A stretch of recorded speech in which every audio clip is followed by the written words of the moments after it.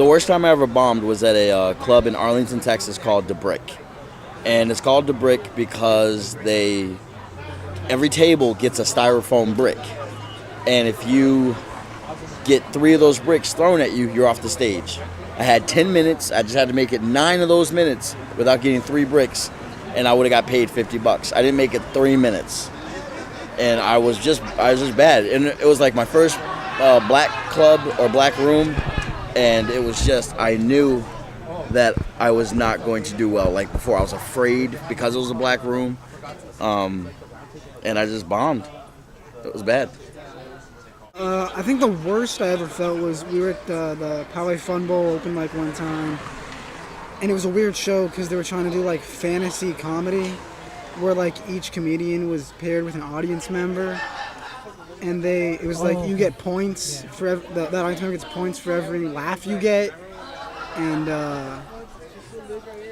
so I went up and I was not doing well, and like I was not doing well. I got like 2 laughs from just comics, and they were kind of laughing at me, I think. And at one point, like it must have been like a 7 or 8 minute set. Maybe like 6 or 7 minutes. I said something, I got a laugh, and the host was like, "Oh, he got one," and I wanted to kill myself. It was, oh God, it felt so bad. I was so sad.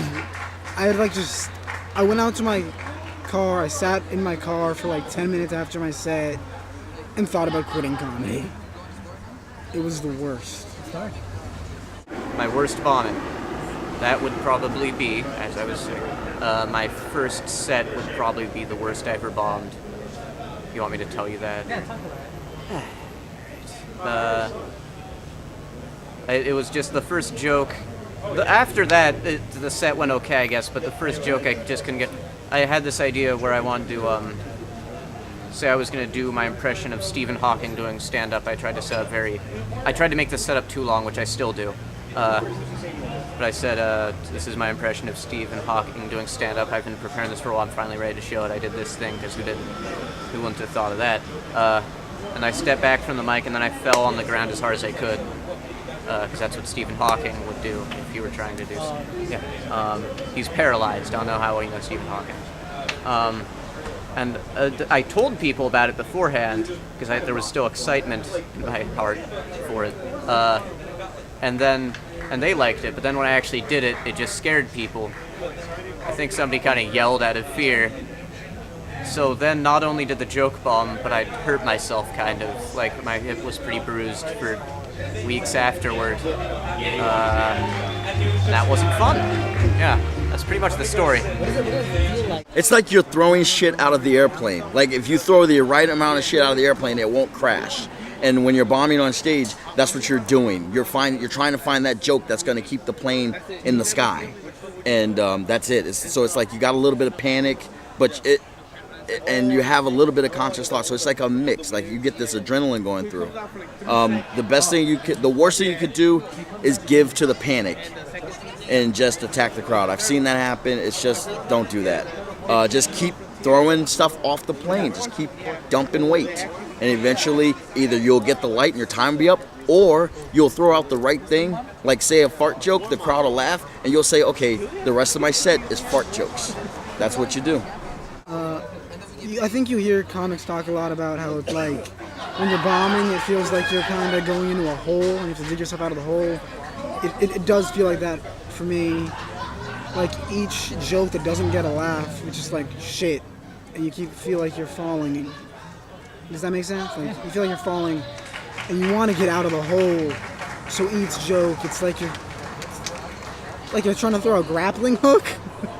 And it's just not catching on anything, and it sucks. There's a sense of panic then. Yeah. I'm starting to get it a little bit better. Like I'm starting to be like, okay, I'll just finish this joke and power through it, and maybe the next one will be, we'll get a laugh, but it's still, even I just did a show on Wednesday, and one of my jokes didn't hit, and it halted all my moment. Like I just stopped. I was like, fuck. Can I cut? Yeah, I can cut. Yeah, you I was just like, shit, I don't know. I just like bailed on the joke and went to the next one. Yeah. the worst thing. Do you usually get eating shit out of that? While you're on stage eating shit, it's kind of like getting kicked in the balls. While you're on stage, like you're thinking, oh, this is gonna hurt in a second, and then you get off and you're like, yeah, there it is, and you kind of have to go sit down and be unhappy for a while. Or angry, or what's the emotion? Never angry. Usually just sad, hopeless. Mostly hopeless. Mostly like yeah. Laughter eliminates a bomb. That's how you defuse a bomb, with laughter. No laughter whatsoever is a bomb. You get groans. It's like a mixed thing, but if you get one person laughing, you kind of did okay. So you can walk away, but you still have to be honest with yourself and say, why didn't everybody else laugh? But a dirty bomb is no laughter whatsoever. And a really, really bad bomb is people get up and walk out. You walk the room. That's a really bad bomb. Why do you feel angry, sad? I feel sad. I just get like really depressed.